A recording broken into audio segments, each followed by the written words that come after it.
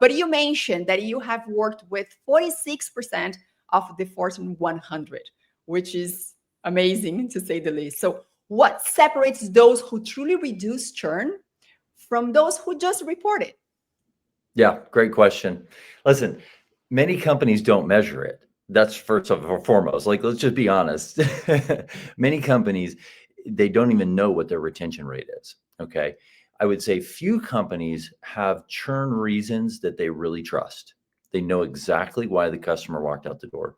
And I would say very few companies can predict it.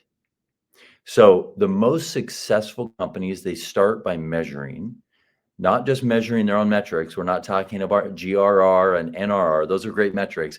We're talking about the customer's outcomes. Very few measure that. They then, these successful companies will then do a deep dive and they'll say, okay, when a customer left, how well have we achieved their outcomes? Okay. And then lastly, they put in place a rigorous forecasting process. You think about like in sales. Okay. If you're in B2B sales, I guarantee you're having a weekly forecast call and you're being held accountable for your pipeline.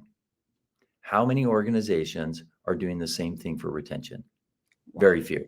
So when I say, measuring the outcomes, then getting churn reasons that you trust, then predicting it through a forecast process, that is where the successful companies are finding increased retention. And sometimes we can get retention, up 50%.